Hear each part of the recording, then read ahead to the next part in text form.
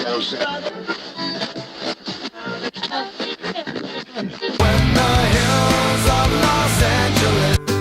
Angeles, I'm and most Hollywood nights. She goes to California, oh, California. California. What you say about Los Angeles? LA got the people saying.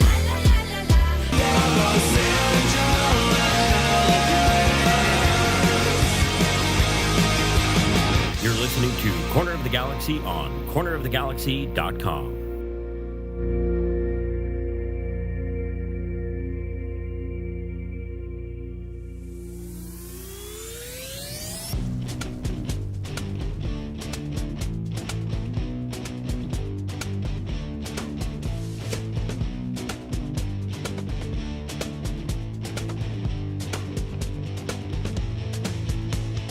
It's time for another episode of Corner of the Galaxy from the Box, the show that gets you behind the scenes of the LA Galaxy and into the minds of soccer reporters and MLS experts.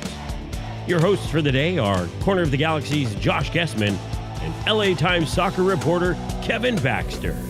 Let's start the show.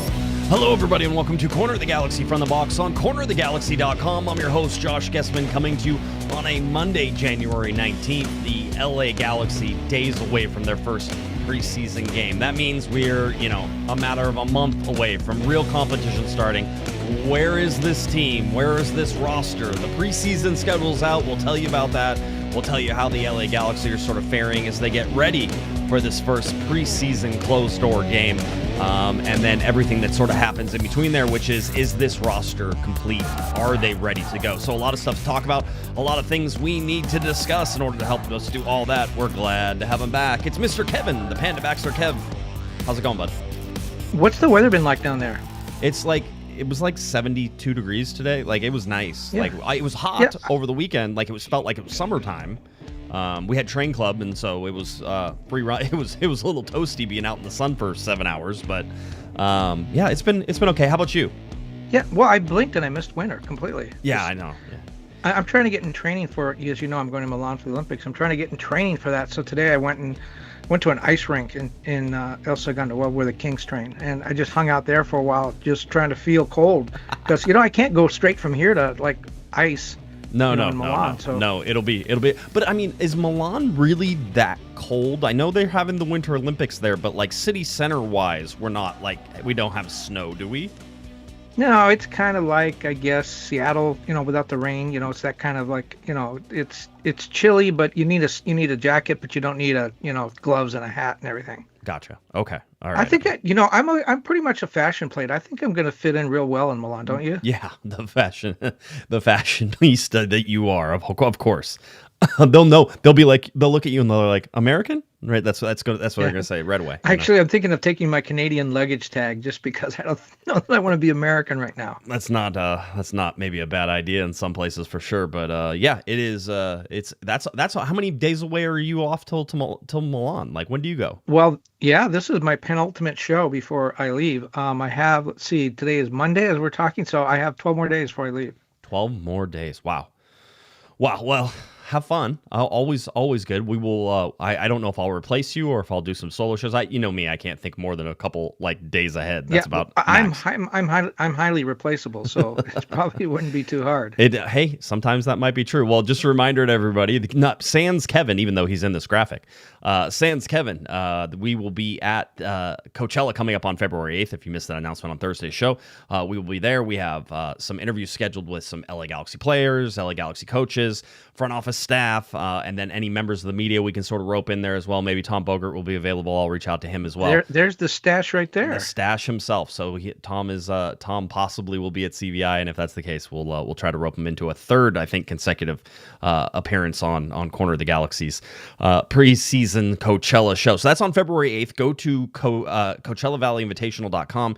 You can get your passes there, as was discussed in the Discord today. If you can swing VIP, that's where the action's at, especially on what will be likely the busiest day of the entire tournament or entire sort of showcase for Coachella, which is going to be that Sunday, February 8th, Super Bowl Sunday. And, I'm sort of torn here, Kevin.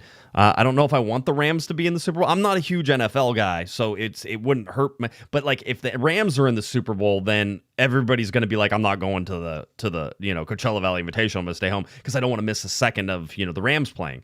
But if they're not, then maybe more people will go and more people will show up and hang out at the podcast and do all that sort of stuff. So I don't know if I want to go there, but I'm sort of almost on that side of things. But I'd always like to see the Rams try to win. You know what? Last year I listened to the Super Bowl on the drive home, and it was actually great because my drive home, out to South Bakersfield, lasted just about as long as the game did. Yeah. So it was really. I couldn't see the play. When the guy said, "Oh, you should have seen that catch." Well, I didn't see it. Yeah. But I heard about it, so that worked out pretty well. I know. Maybe there's a lot of Charger fans that don't care anymore. They'll all be there. Maybe that's it. I think this is really what you're looking at. Dodgers and Rams going back. Maybe this is the year the LA Galaxy get another trophy this year, right? Expectations feeling kind of low right now. As a matter of fact, just not really. I don't know. Should Galaxy fans be excited for this season yet, or is it more of like it's a mystery box? Yeah. I feel very much like it's the mystery box, and it's interesting. We talked before the show started about the number of closed door scrimmages, and we talked about why maybe that might be. My theory was maybe they're trying to drive people to Coachella to go there and make the trip and pay the money to see the games there. But as you pointed out, if they play at Dignity Health Sports Park and open the doors, they got to pay for security and all kinds of other stuff. So that's expensive. But it's almost like the Galaxy kind of hiding what they have. Even one of the scrimmages, the games in Coachella is closed doors. So yeah, they don't want to share what they have so far. Let's go over your preseason schedule because we haven't said that here on the show. Just in case you've been living under a rock, that came out today. January 23rd coming up, just 4 days away, the LA Galaxy against the Timbers in a closed-door scrimmage at Dignity Health Sports Park. Then DC United on January 31st at the Digs, and then closing it out on February 4th against Orange County. All those games at 11 a.m., all of those closed-door scrimmages. Then on February 8th, as we pointed out, the LA Galaxy head off to the Coachella Valley Invitational. They play that game at 10 a.m. on February 8th. That's where we'll be, and we'll be having our show directly after this game against Chicago Fire.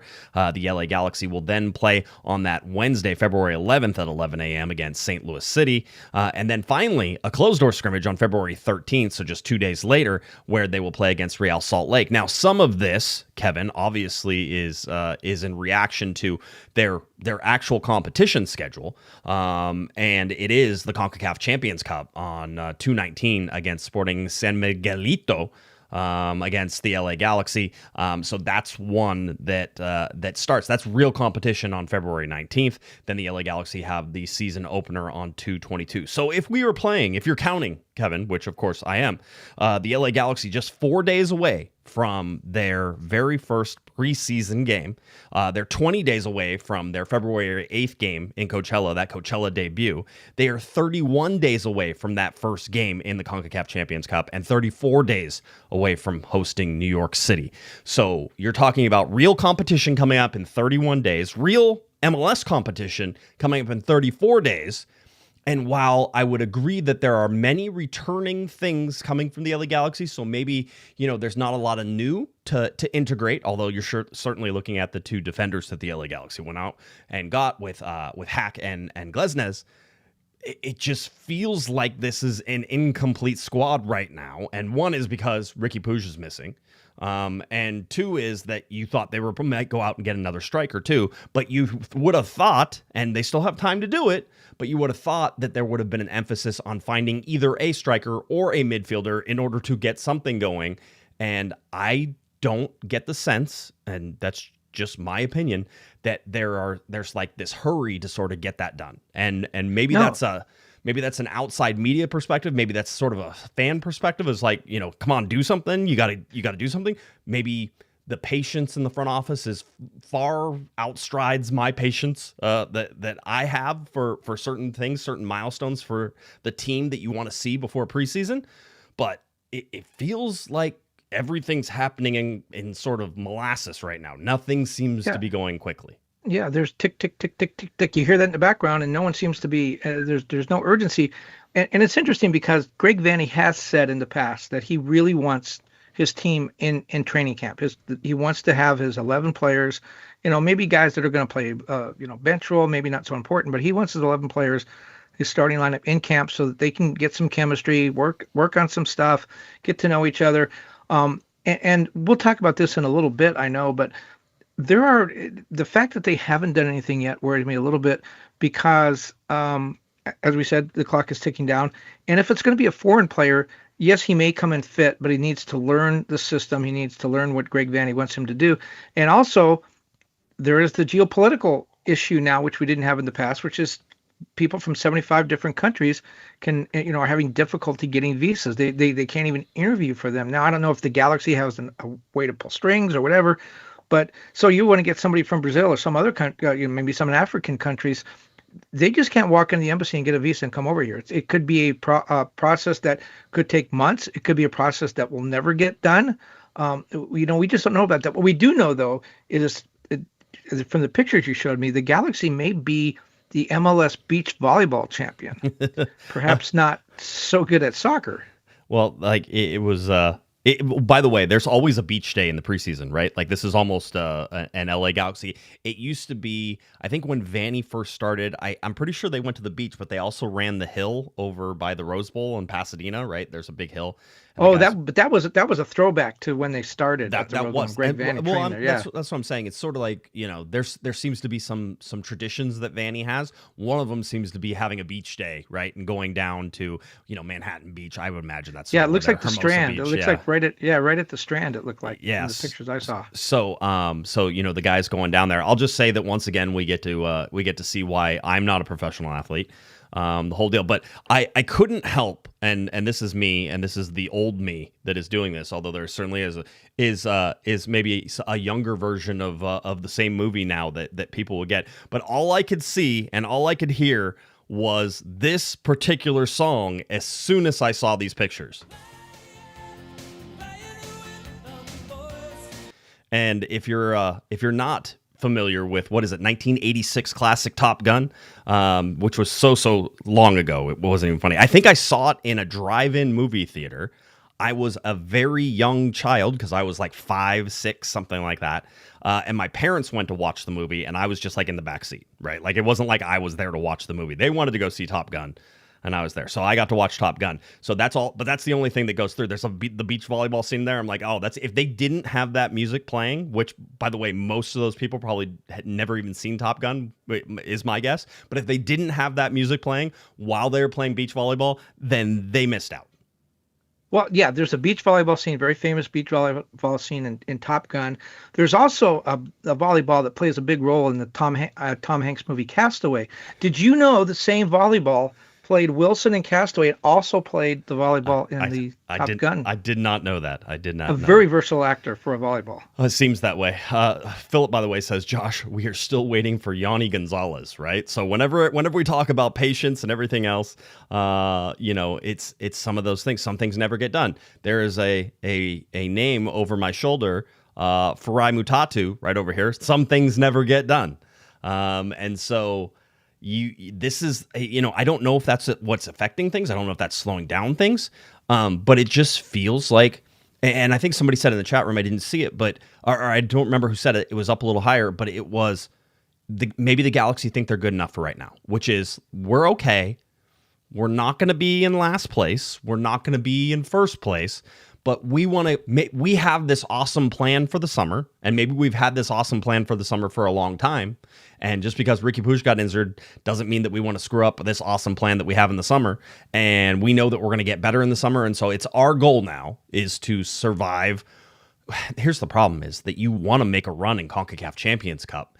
And I don't know that you have the horses to make a run in CONCACAF Champions Cup. I don't worry about first round. I kind of don't worry about the second round as much either. Traveling, everything else that sort of goes into that.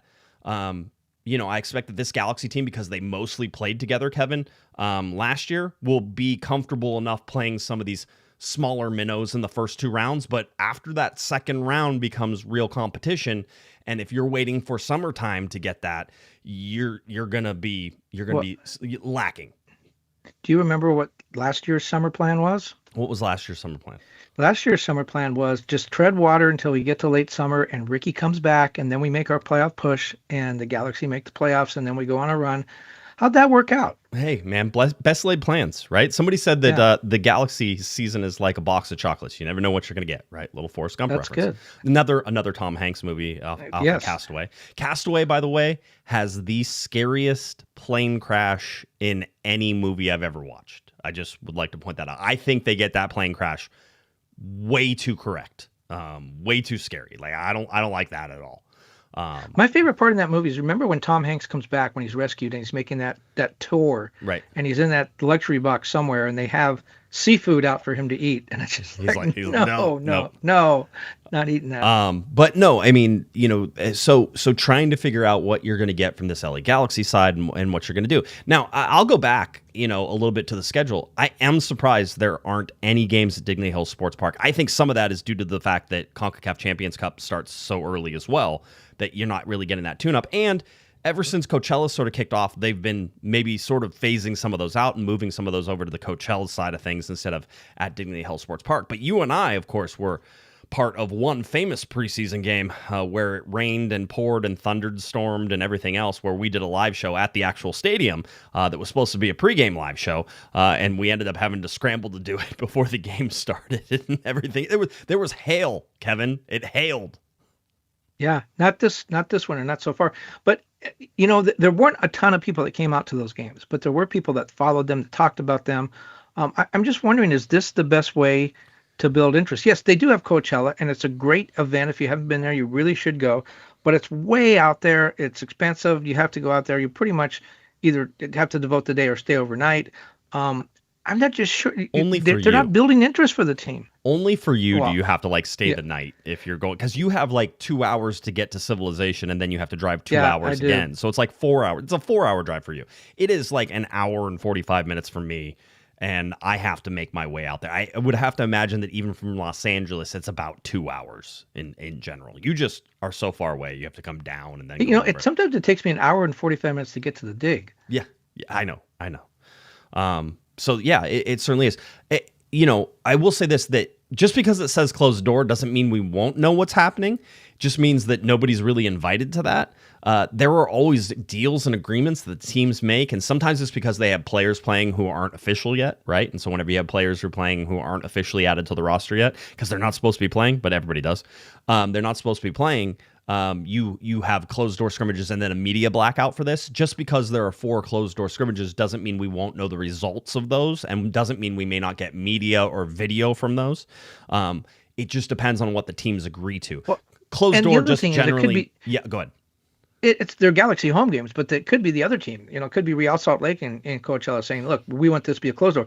And maybe the Galaxy, in their heart of hearts, want to have open the stadium to every one of those games, and and their opponent said, "No, we don't know that." Yeah. I mean, it's generally, you sort of, one team says, hey, we don't want any media for this. And then they're like, okay, don't do it. I also know that sometimes teams go, hey, we don't want to do any media where this is closed door. We're not sharing anything. And then the other team goes and posts photos and videos of it. And everybody's like, wait a minute. You know what? I know that's happened at least a couple of times, because I've been sort of like, I thought you guys were going to be blackout on this. And they're like, we didn't, they said it was going to be closed door. They didn't want to post anything. And then they did it. Right. And it was like, okay, got it. So in general, it's just, a handshake agreement that says, hey, we're not going to do anything with this. And sometimes, like I said, it has to do with players who are not officially on rosters yet, and so you don't want to show pictures of them, that type of thing. And so then if you do release pictures, both teams have to sort of approve the release of those pictures, so that way it's not showing anything you don't want them to show. So it's a weird way to go about things in terms of that, but it's preseason. It's sort of like, all right, I guess if you want to go closed door and have it all, it feels like they're trying to pack a lot in a short amount of time. And I think you're going to see squad rotations and different things like that. I mean, January 23rd, January 31st, February 4th, February 8th. I mean, starting on February 4th, Kevin, you go February 4th, 4 days later, February 8th, 3 days later, February 11th, 2 days later, February 13th. Well, back up to the 31st. I mean, that's only 4 days earlier. So it is. Those last 5 games are pretty tight. Yeah. And so, and by the way, you're going to see squad rotations in it. So, some guys will play in one game and they won't play at all in the next game. Some guys will play 45 minutes in one game and 45 minutes in the other game. Some guys may play 60 minutes and will only play 30 minutes next game. It's all these, different rotational things. The first game that's coming up is likely to be 3:30s, 30 minutes, 30 minutes, 30 minutes. We see that all the time in preseason. So that way you sort of get 3 different rosters and everything that goes out. So I think we'll probably... one is I have yet to see a game that was closed door that we didn't find out the score or who the goal scorers were. All right, so that's number one. And number 2 is that I think the teams also want to drum up as much interest as possible. And so I think you're going to see some media come out of this and you'll understand what it is. But it's different than having it like live streamed where you can just watch it and be like, oh, okay, this is great. Usually at Coachella, usually at CVI, Kevin, there's a chance that those games will be live streamed again. And so usually they have in the past. So I would think that might be something that you see as well. So if you're not going to come down to CVI, there's usually a good chance that they're going to live stream. Joe Tutino does an amazing job whenever he's there of calling games on a 6-inch little black and white monitor whenever he's up in the stands trying to do it. So, just amazing job with everything that he does and how he tries to go about and keep the professionalism of a game that is being called on, basically a little high school field out there in the middle of the desert. So that's something that we can sort of watch. But again, I go back to it. There's part of me that says this team will be okay because there's not a lot of new pieces. There's part of me that says Greg Vanney wants to do some experimenting with this lineup because there seems to be some permutations of this that will be interesting. And you could figure out some of that stuff in the preseason. And so that's important to have happen, but you'd like to have all your pieces there. And then, what else can we sort of, I don't know. If you're trying to be optimistic, I think those are sort of the things to look at. If you're being pessimistic, you have every right to be. The LA Galaxy finished 4th from the bottom of the league last year. They've gotten better on defense on paper. They've gotten better on defense on paper. They've gotten weaker in the midfield on paper. 1 with Ricky Puig out, 2 with no longer Diego Fagundes there. I think I talked about it on Thursday. There's this, as of Thursday, there's been no reach out to Diego Fagundes. I know you're always like, they're going to go out and get Diego. I don't think that's happening. So that's still not happening. I think that there is a chance that they could still bring in some sort of veteran that could fill in, maybe someone around the league who could fill in and help in that initial sort of part of the season where the Galaxy need help in midfield and need sort of a veteran presence in midfield. Could be. Or the Galaxy could stand pat, Kevin, because I can look at the midfield and call out a whole bunch of names. So, I can tell you that, Lucas Sanabria and Marco Royce, Edwin Cerrillo, Elijah Winder, you could fit Justin Hack into the midfield. These are just the central position midfielders. You do that and you have bodies. So there's bodies, there's depth there, but do you have sort of that standout that you need? Is Marco Royce going to fit in and be ready from day one? And if he is, then do the Galaxy have a chance to be as good as they were last year, even though you're missing, Diego Fagundes to start the season? Well, Marco Royce did look good on the volleyball sand today, so there's that. But what I'm looking for, what I want to see, and it's going to be a closed-door scrimmage, you have to go to CVI to see it, is who's going to be the number 10? Who's the offensive midfielders? Is it Royce? Who do they put in there? And I'm not going to say the Ricky Puig role, but of course that's what we're talking about. But so who do they put in there? Then the back line. Who are the starting center backs? Is it a 3-man back line in defense? I want to see that. Who's a striker right now? I guess it's Christian Ramirez because no Nascimento has been. There's nothing official. Nascimento's not there yet. So yep. Is it? As you said, if they go 30-30-30, that means they 3 strikers. So Ramirez would be the number 1 guy. Who are the 2 backups? Who do they have to play that position? And then lastly, goalkeeper is really interesting to me, and we haven't talked about it a lot. I was not overly impressed with Mikovic. I think he needs to mature a lot. I think he needs to seize that position. I'm not sure that he's ready to do that. He certainly seems to have the talent, but his mind kind of wanders. He's not 100% consistent. Does JT take that role? Do we start the preseason with a goalkeeper controversy, or is it Mikovic's job to lose? And if that's the case, I frankly could see him losing it. Yeah, I mean, I tend to just put Mitrovic in there because I think that that's who they're going to stick with. But again, you're absolutely right. If things don't go the way of Mitrovic early on, then we could see very much similar to John McCarthy last year. All of a sudden there's a switch and the switch happens and things go on. By the way, Eric, $5 super chat says Indiana won American football. I wasn't even watching. I saw that there was a game going with a on. with a Cuban quarterback. See, there you go. 100%. And then Gary, $5 super chat. Anyone ever had chicken nuggets with chimichurri? Heaven. Hi Josh, hi Kevin.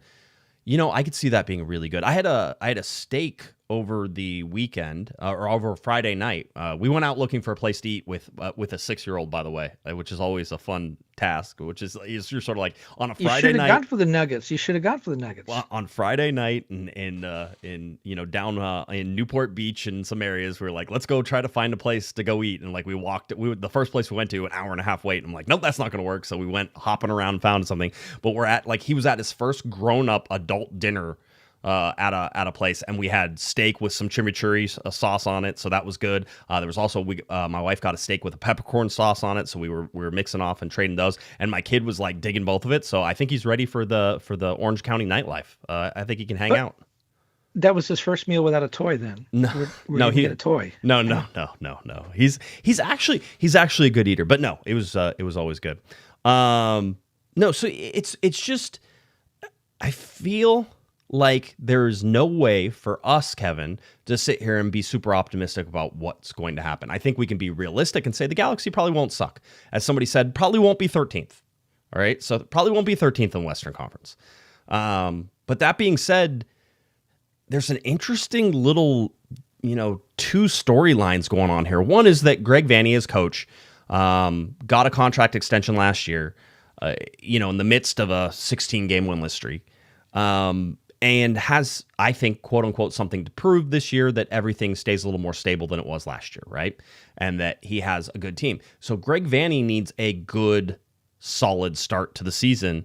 Otherwise, there's going to be calls for him to get fired. Regardless of the extension that just happened, there were some indications by some that perhaps there's even a team-friendly contract in there that allows them to basically, terminate that contract next year. So, I don't know if that's true. That was a rumor at one point. But my take here is that Greg Vanney could have his job on the line. But who else's job could be on the line is Will Kuntz, but in a different capacity. Because Kuntz is also, quote unquote, the architect of some of what happened in 2025. Although I would certainly... In 2024, though, give us flowers for that. Yeah, absolutely. And in 2024, and obviously didn't plan on Ricky Puig being out injured and the whole deal, just like this year. Didn't plan on having Ricky Puig injured again. So there's some leeway there. But I feel like for Will Kuntz, he may be trying to prove that there's stability within the LA Galaxy's roster building and within contracts. And so he has a plan and he's going to stick with the plan. And Greg Vanney may want more, horses in his ranks. He needs more guys to help out.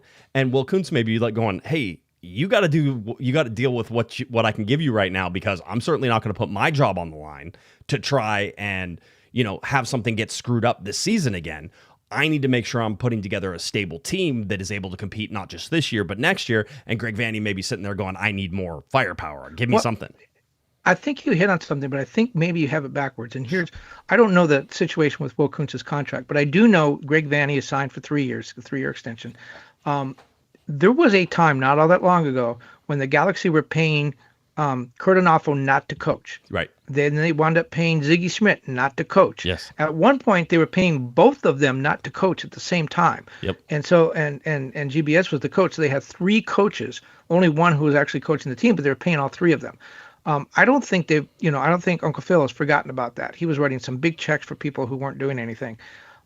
He extended Greg Vanney. Now, as you said, there may be something in there. There may be a clause that lets him out of that. I wouldn't be surprised, because it was pretty painful for him to pay those 2 coaches a lot of money not to coach, especially Ziggy. I would imagine Ziggy got a pretty good contract. So when I look at that, and again, I don't know, maybe Will's contract is even, Greg got one of the most lucrative contracts for a coach in MLS history. Maybe Will has a very lucrative contract. Maybe his contract is 10 years. I don't know. But my point was going to be, it would seem to be very difficult. They'd have to get off to another, 0-12-4 start for Greg Vanney to really be in serious hurt. Instead, I could very well see a situation where they say, Greg Vanny's just not getting the players he needs. It's the general manager's fault. And not because it would be, Right. but just because there has to be a scapegoat. It's not going to be Greg because he's getting too much money. So the axe falls on Will. Well, here's my counter to that is usually, and this is usually, I'm not saying that this falls into the usual category, but usually a general manager gets a coach. And this general manager hasn't had a coach, right? Yes, he renewed Greg Vanny. He right? inherited one. He inherited one, right? So he hasn't had his own coach. Now, we talk a lot about how in front offices, in any position, because you and I talk about all the staff changes that happen at any point in the LA Galaxy or any other sports teams, that when you get somebody new coming in as sort of ahead of something, that usually means the people who were there before don't stay because the person who's coming in wants their own people, right? And that's normal for a lot of managers. That's not even just in sports, that's everywhere. And so usually you get a general manager who goes, yeah, but I get to pick the next coach. Like this is not my, Greg Vanny has played his stuff out. It's my turn to pick a new coach.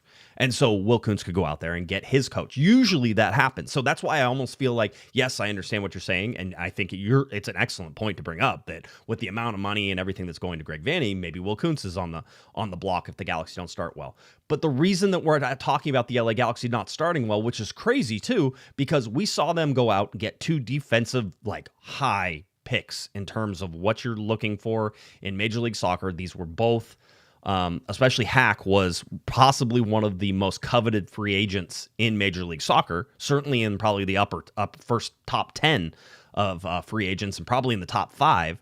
The Galaxy go out and land, Justin Hack, and that's a huge get. So already you're like, momentum's there, Ricky's coming back, the Galaxy. I mean, if you put Ricky in the center of this midfield, you're feeling really good about where the LA Galaxy are starting this season, right? The problem is, and I think rightfully so, with Glesnes and Hack, you're in, and with Ricky Puig playing the center, the only thing you'd really be asking for at this point is maybe a striker, or if you wanted to go out and get another winger, and maybe you move Joseph Paintsel up into the 9 spot as your striker. Right now, it feels like the LA Galaxy are short at least one striker, possibly 2, depending on whether or not Nascimento comes back or not, which, again, I don't know what's happening in terms of, that. You would think with a guy like that who's already been part of the team and already can be part of the team could get back and be training with the LA Galaxy and be pretty seamless. So if you're going to get that deal done, shouldn't it have already been done by now unless there were some major hiccups? And Boda de Fogo is also having all sorts of money problems, right? So they're on a transfer ban in terms they can't bring anybody in. And so you would think that all that stuff could get done and the LA Galaxy could put this going forward. And if Ricky Puig is in there, you're saying good team, right? Because there didn't need to be a lot of changes. You liked sort of how the Galaxy were able to finish things in the last third of the season. I'm not going to give them the half, but the last third of the season for sure. You're like, okay, there's some momentum there. They sort of figure out how to play together. Certainly Diego Fagundes is a huge part of that. So you lose Diego Fagundes, but you're getting back Ricky Puig. If all of that stuff was great right now, I'd be sitting here telling everybody the LA Galaxy are a top 3 team in the Western Conference if Ricky Puig is in there. Ricky Puig is not in there, and it leaves a giant hole, and now you have bigger question marks. And so to me, to not have 1 or 2 strikers and not have a midfielder who your quote-unquote is your Ricky Puig replacement, you can wait for one of those for summertime. I don't think you can wait for both of those positions for summertime.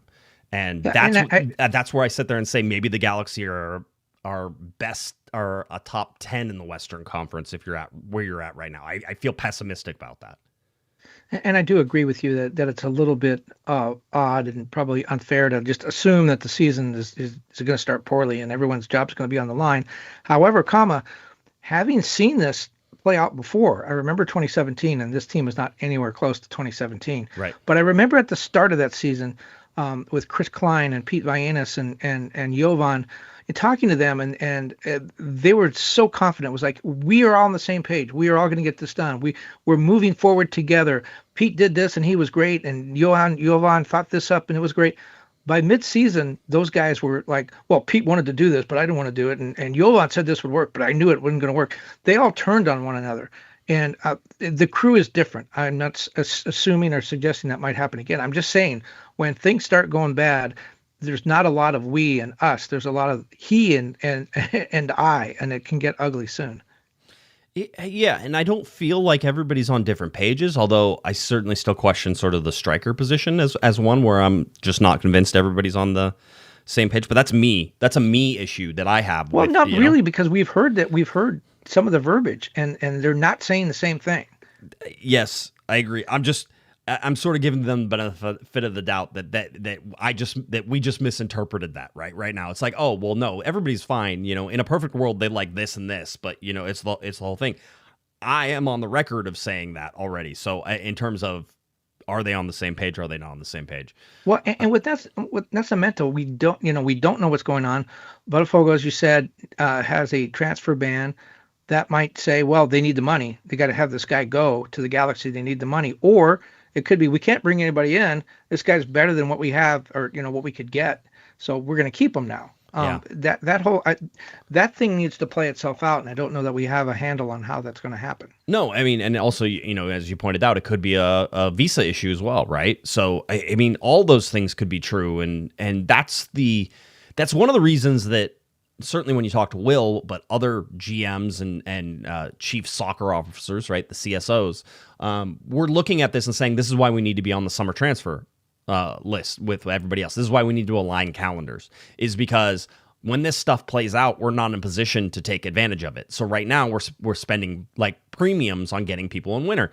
And we had heard that the LA Galaxy possibly weren't going to go out and really get international with their additions in the wintertime. They were going to stay within the league and do stuff. And I think that there's plenty of places for them to sort of go ahead and do that. I will say this, that if you're Gaston Brugman, if you're Diego Fagundes, you're not ready to make a deal yet because, one, the guys really haven't started training all that much yet. You don't know if there's going to be any injuries to everybody. And in both Brugman and Diego's case, they're older, and missing a little bit of preseason isn't going to kill them, right? It's one of those where they're sort of like, oh, I can skip the two-a-days for a little bit. I'm not saying either one of them actually want to do that, and I'm sure they're both probably like, get me out there, I want to be training. But at the same time, because they're older in age, it's not going to be the end of the world that they're missing some of the preseason, and they'll eventually get picked up. But that's why you have to let things play out. Who's going to be available? Who's not going to be available, right? So it should be. Speaking of that, you know who's back? Speaking of MLS free agents, Tyler Boyd back in LA. Back over with LAFC. That's right. Yeah, another player to have played for both.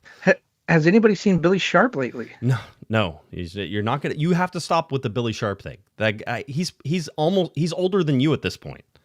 All right, so that's much, yeah. That's not going to happen. Ima Boateng, by the way, you want other former LA Galaxy players down with San Diego. Yes, I thought that was an interesting one as well. So that was sort of fun to see. Yeah, I mean, these are the things that you sort of go about. By the way, I don't know. I know we didn't cover it on the show at any point.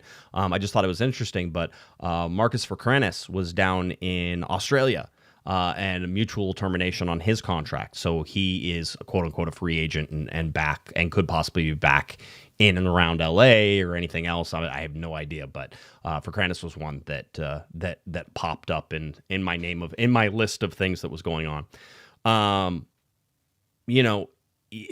I think Ricky has this right. You don't, as the LA Galaxy, you can't panic buy. And we've seen what panic buying looks like. We see Jonathan Dos Santos. We've seen Gio Dos Santos. Those are my favorite panic buys that I can remember from all those. Those two guys are related too. It seems like they are. I remember, I think you and I had a conversation with a former coach, Kurt Onalfo. Statute of limitations probably over on this one.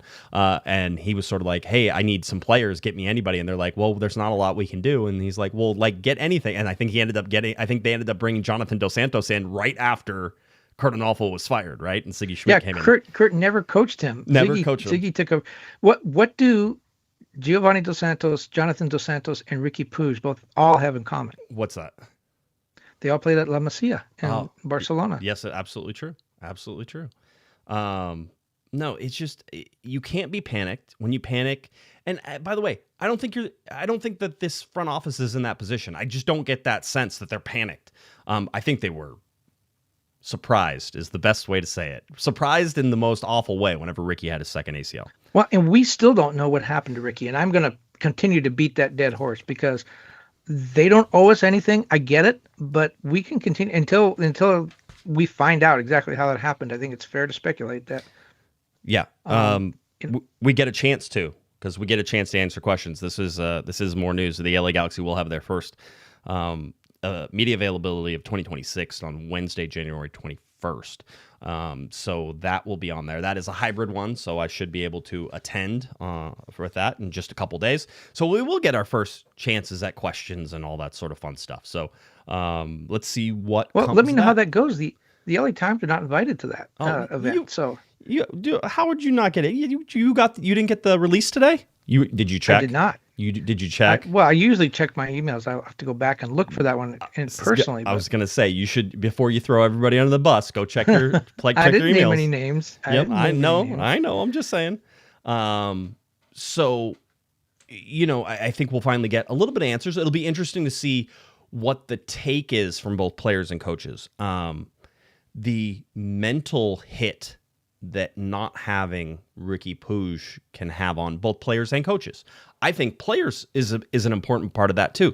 Yes, there tends to be a resiliency in professional athletes where, Kevin, somebody gets injured and you're like, it's the next man up, got to go, the whole deal. And sometimes they don't get lost in that fact, right? That they're missing somebody. But when you have who is arguably one of the best players in Major League Soccer and he's coming back and then all of a sudden he's not coming back, what does that do to the team? And I don't know that we're going to get the actual answer, by the way. I think you're going to hear everybody say, it's horrible and we're going to miss him a lot. And, but we played without him last year and we were okay down the stretch and, it's the next man up and the whole day. I mean, I think you're going to get a lot of the same, sort of soundbite talking bits that you normally get. And the players do believe that, by the way. One thing that's always struck me, professional athletes in every sport that I've covered, to a person, man or woman, said the same thing about this. And it's so foreign to me because I worry about everything that I can and can't control. But they always say you can't worry about what you can't control. Yep. They can't control Ricky Puig's health. Yep. So they don't worry about it. And when they say that, it's not like, you think, oh, well, yeah, that's the right thing to say. They truly believe that. We can't control it, so we're not going to worry about it. Yeah. So that's interesting. But then you look at somebody like Greg Vanney, who spends the whole offseason, and it was an early offseason, thinking about how Ricky Puig is coming back and how he's going to fit into everything. And then you get 2 days into the new year and you find out that that's not the case, right? Well, I talked to Greg shortly after the regular season, before the friendly, with the Mexican team. And I think like every third sentence was, well, with Ricky when he comes back, and we did really well at the end of the season. Now imagine adding Ricky to that, and we had a season where we were missing one of the best players in the league, which was Ricky, and Ricky changes the game when he's on. It just like everything sort of revolved around Ricky, and I get it. I mean, as it should. We right? as journalists, as fans, he's one of the best players in the league. I think he's the most irreplaceable player in the league. So. Greg. My point is, Greg clearly was planning on Ricky being back right up until January 2nd, when Ricky wasn't coming back. This is actually a pretty crazy just sort of timeline to look at. So now, with the fact that we're days away from the first preseason game, that you're a month away from the first CONCACAF Champions Cup game. Just looking at those timelines and stuff like that, it feels like it's just rushing to completion now. Like everything is happening. It's going to be this cascade. It's going to be, it doesn't slow down, right? There's no slowing down for this. This is going to be, basically balls to the wall all the way through until you can't get, any more out of this. And then the season starts, and it starts fast. CONCACAF Champions Cup. 4 days later, you have, or 3 days later, you have the season opener. Right? And then you have another CONCACAF Champions Cup game midweek after that. So you're going to start at a full sprint. And maybe it is within the strategy of the Galaxy, and I can see this point of it, is not to change too many things, not to have too many different things. But I still feel like they're going to miss some firepower. Again, last year, I think they were going to try to rely on Marco Reus and Diego Fagundes. Who are you going to rely on now that Diego Fagundes isn't there? And you saw what happened whenever you did rely on Marco Reus, right? He's got a lot of miles on the legs. When he's on the field, he's the best player the LA Galaxy have when Ricky Puig isn't on the field. So I can understand the want and the need to rely on him in that position, but I just don't know that we've seen, the durability of those moves. Well, and look how the season starts. You got the trip to Latin America. Mm-hmm. You come back and you you get back the next day, then you have 1 day of rest, then you start the season, then you have the second CONCACAF Champions Cup game later that same week. I mean, that 3 games with a long road trip in the middle of it in the first 7 days. And yeah, Marco Reus is a veteran international player, a great veteran international player. But when he played at Borussia Dortmund, I mean, a long road trip for them was, like for us going to San Francisco. Literally, you can be from Germany to London in 45 minutes. Yeah. So the idea of flying 6 or 7 hours between games is really foreign to him. It is, but I mean, he's now had some time to sort of get that in, and he had to make those trips last year. So again, I don't think he's going to be unprepared for it. It's just interesting. I have a feeling like that on Wednesday there's going to be this like drop of news, and we're going to get sort of all these little updates right before we end up talking to everybody and having the media availability. Like they're going to be like, oh, the Galaxy have officially put Riqui Puig on the season-ending injury list, which by the way they do not have to officially do. Right? They may be planning on it, but they don't have to officially announce that until like before the second transfer window starts in the summertime. So there's no like hurry to go out and say, this is what we're doing. Because if you do that, you could signal to people that, oh, well, we're going out to buy somebody. And if people know you're going to buy, then everything gets more expensive, right? So... Well, and they have to pay Riqui. I mean, they have to pay Riqui no matter what. Yes, correct. This is just a procedural thing. Yep. It doesn't save them any money. It does save them a spot. It does save them a little bit of the hit against the salary cap. But they don't. I mean, like you said, there's no reason they have to do it. And who knows? Maybe somebody's waiting, that Ricky's going to visit a faith healer and he's going to be okay in a couple of months, and so they're going to hold that spot open for him. Why would you even say that? That's beyond, not even in an alternate reality, right? By the way, another thing that was brought up was Ricky in the chat room says, in an alternate universe, the Galaxy lost the MLS Cup that Ricky was injured for, and then didn't get him for the next 2 years after that. Imagine that timeline playing out, right? Where, especially, imagine the LA Galaxy lose to the New York Red Bulls in that MLS Cup.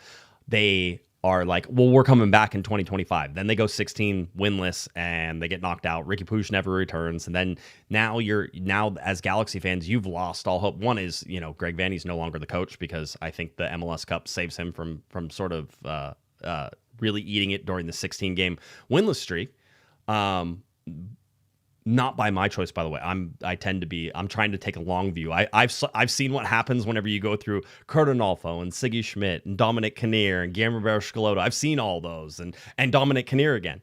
I've seen all of those play out, and I am now a huge proponent of stability now more than anything. So I have much longer leashes than I probably would have whenever I first started, covering the LA Galaxy in terms of what should happen. I am give people time and let systems and processes be refined and developed in the front office to get you the results. And I think that's when you see the stability that is constant in some of the best performers, and really looking at Seattle, when you get that consistency, it is a lot of that stability. Seattle has been around since it ended the league in 2009, correct? Yes. They've had 2 coaches since then. Yep, I know. I was the guy who said Brian Schmetzer would never last, by the way. It's just, I have a constant record on here of just being absolutely wrong on some really big things.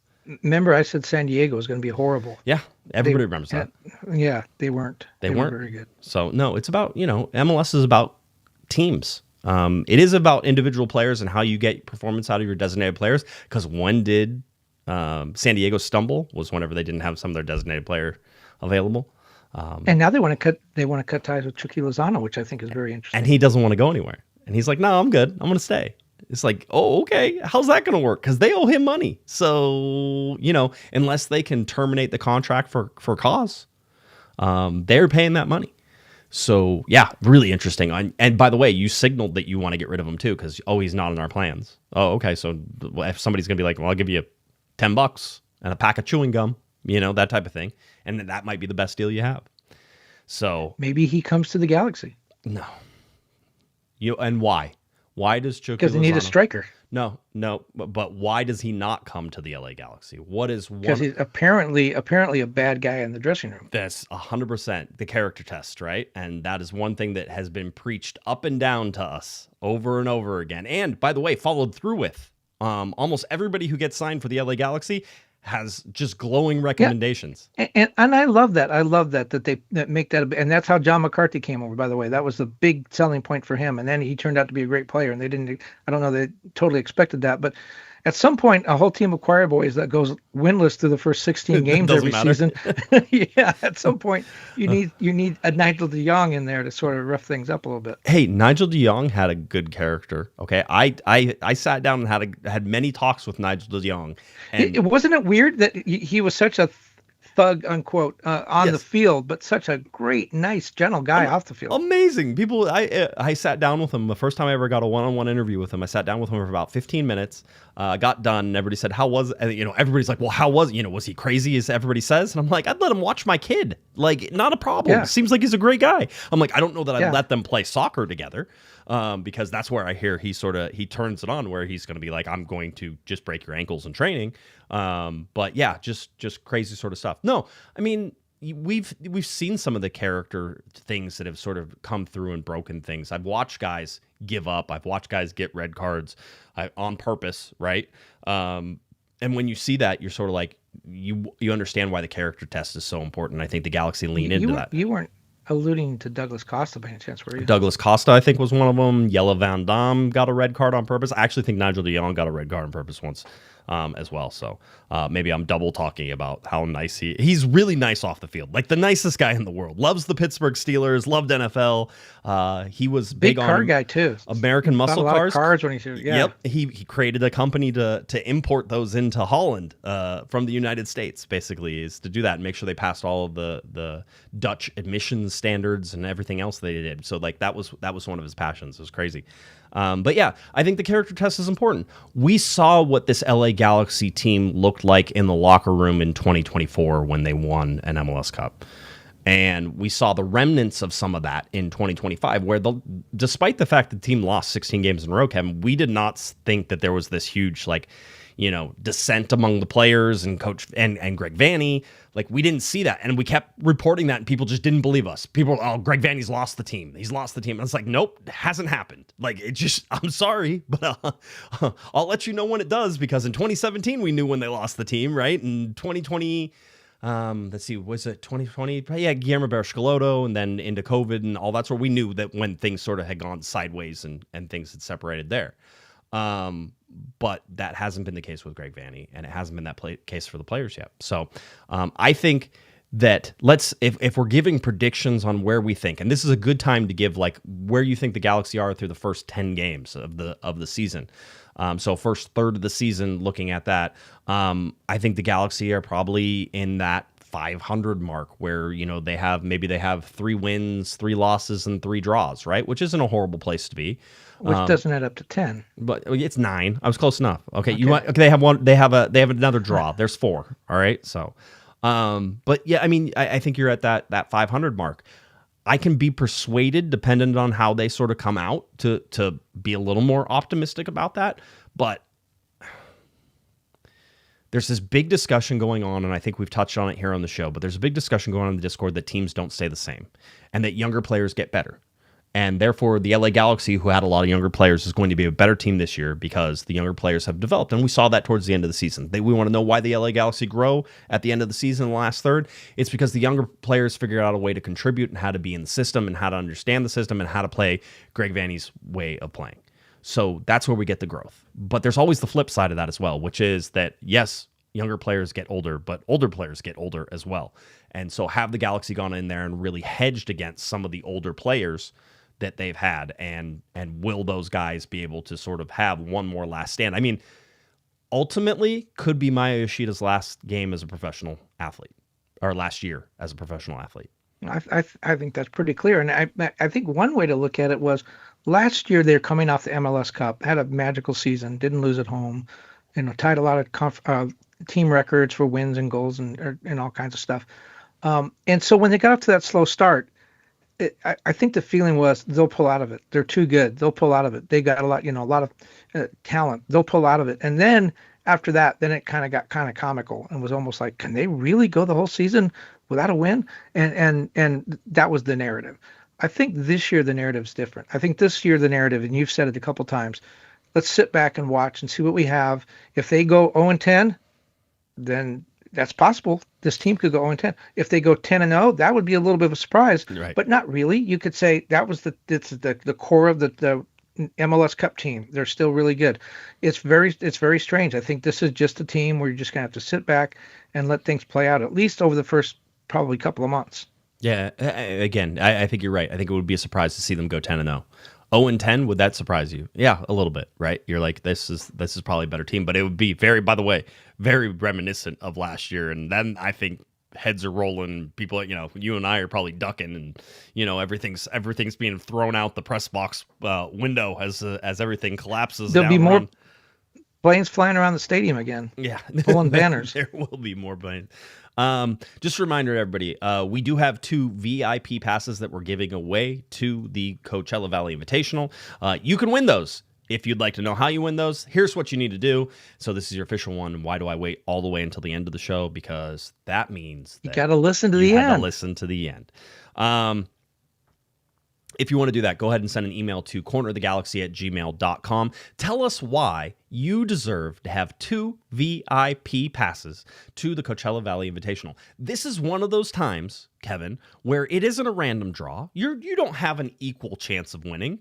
You have to make and press me with your story. By the way, you lie in that story, and I find out you lie in that story, man, you will never win anything ever again. I can guarantee it. However, if you praise the Panda, that'll help your That will chances definitely quite a bit. hurt your chances. That will hurt your chances a million times. But tell us why you deserve those VIP passes. We're going to run it through this entire week. So at the end of Thursday night show, we'll let it run on Friday and Saturday, and then on next Sunday, Monday, we will pick our winners and announce them on the Monday show. And some words you might want to use in there in reference to Panda: handsome, intelligent, mature, debonair, Great dresser. So fashionista. dresser. Yes.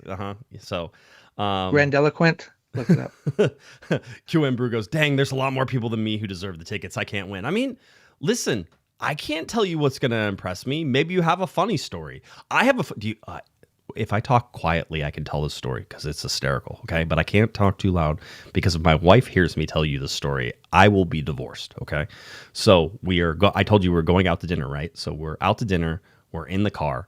And I am driving a work pickup truck that I have right now. So it's a big honking, piece. Even my Explorer was big, but this is much bigger. So whole deal. So we're in this tiny parking lot and we're trying to go through it. And there's this sign that I saw that I have to go around, right? And so my wife is going, yeah, you can go. There's plenty of room on this side. I'm like, there's not. There's a little sign right there.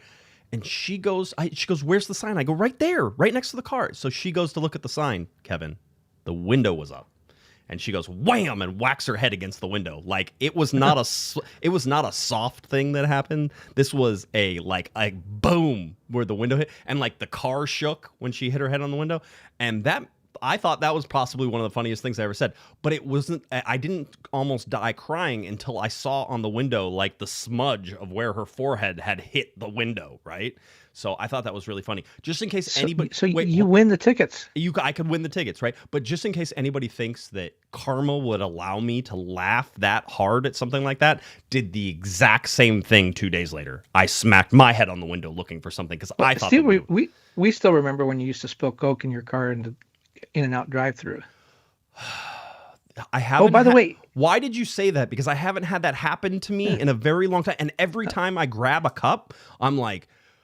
better calm down, better be careful, Well, better that it was In-N-Out and not Starbucks, because you might not be here if it had been Starbucks. You never know. By the way, this is not a lottery. No. My Mrs. the lovely and intelligent Mrs. Panda plays the lottery quite a bit, and you can tell how successful she is by the fact that I'm still doing this show.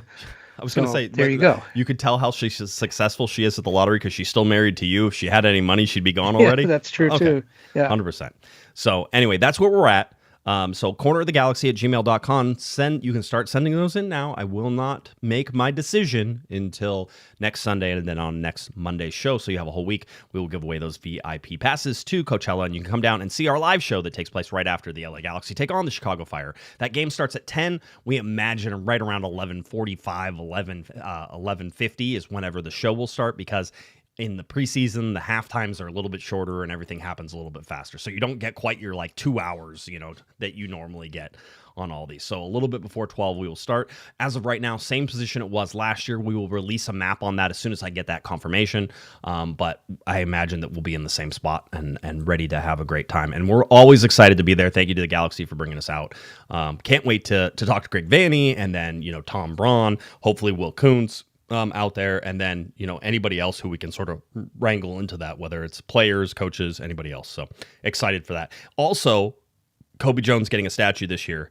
And so maybe we'll see Kobe around Coachella as well. So if we get a chance, we'll have to talk to the man who is going to be forever etched in bronze, or cast in bronze, I should say right now, because I believe as of right now, between now and February, they are casting the statue in bronze.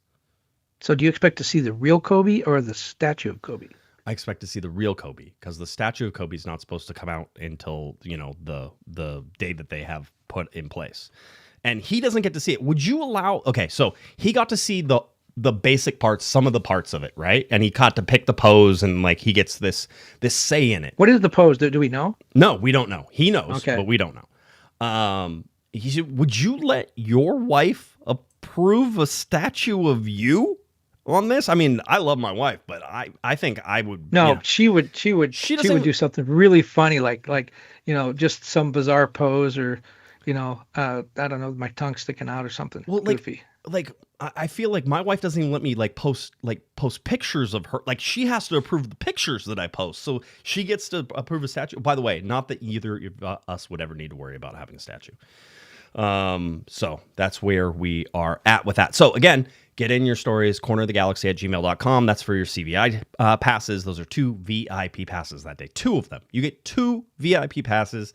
It's worth a whole bunch of money. You're going to have a great time, and you're going to do it courtesy of the LA Galaxy and Corner of the Galaxy. So we are super pumped about that. You know what's really cool about the statues at Dignity Health Sports Park? What? Is I've never seen a bird poop on them. I've seen birds poop on statues everywhere. There's never any bird poop on those statues. They have this special technology that they put inside the bronze castings now that emit a radio frequency, and it actually the birds don't like it, so they don't actually go over on the statues. Okay, I don't believe that. That sounds like one of those things on Wait, Don't Tell Me. Yeah, I made that up. I have no idea. I can't tell you. Maybe the bronze gets. It sounds good though. See, that would be, like I said, it's like Wait, Don't Tell Me. It's one of the 3 options. Is this the true story? And that sounds like you'd have to think about it a little bit. Hey, that is true. Yeah. By the way, somebody said Panda in front of a mic would be a great statue. I think the best statue for you would be a television with just squiggly lines and saying technical difficulties. That would work too. Well, I could be watching the TV that says technical difficulties. But I like the idea of the panda statue. The panda statue? Yeah, well, I figured you would. Yeah. I think the panda statue is at the San Diego Zoo, last time I checked. Could you imagine Joe Totino if I got a statue before he did? Oh, man. There's no universe. I would be on his side. I would be on his side. There's no universe. There's no separate, branch of reality in which you ever get a statue. 1. And then 2 would get a statue before Joe Totino. It's so far removed from reality. You have a better chance of winning the lottery, quite honestly. Back to back to back. So what you're saying is I have a chance. You have a chance. You're in there. All right. Anything else you want to share before we get out of here? I didn't have anything when we started. All right. Why don't you tell people where they can find you? Let's go. Oh, wait. No, I do that for you. Oh, you do that, yeah. Yeah, I got it. No problem. It's a month. You're the hype man. Yeah, you're the hype 100%. man. If you're looking for Mr. Kevin Baxter on any of the social medias, it's at KBaxter11. Head on over to LATimes.com, where Kevin covers all sorts of different angles of sports, soon to be in Milan for the Milan Olympics and all the great fashion that he is such a fan of. So check out Mr. Kevin Baxter at LATimes.com, and of course at KBaxter11. If you're looking for me on any of the socials, at Galaxy Podcast. And if you're going over to cornerofthegalaxy.com, you can check out our podcast there, or anywhere you get your podcasts. That includes Apple iTunes, Apple Podcasts, SoundCloud, Spotify, any of those places you type in Corner of the Galaxy. All right, that does it. The LA Galaxy just days away from their first preseason game. We'll have more on that on Thursday whenever we get back, and of course, first media availability on Wednesday. For Mr. Kevin the Panda Baxter, I'm Josh Pato Guesman. You've been listening to Corner of the Galaxy from the box on cornerofthegalaxy.com. Have a great one, everybody. You've been listening to the Corner of the Galaxy podcast on cornerofthegalaxy.com. You can follow the show on Twitter and Instagram at Galaxy Podcast.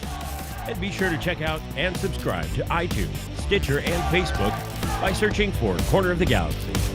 Fans, we thank you for listening, and we ask that you be kind and courteous to your neighbors as you leave the podcast. We thank you for joining us and look forward to seeing you again. Until then, I'm Michael Araujo, and on behalf of the entire Corner of the Galaxy crew, goodbye.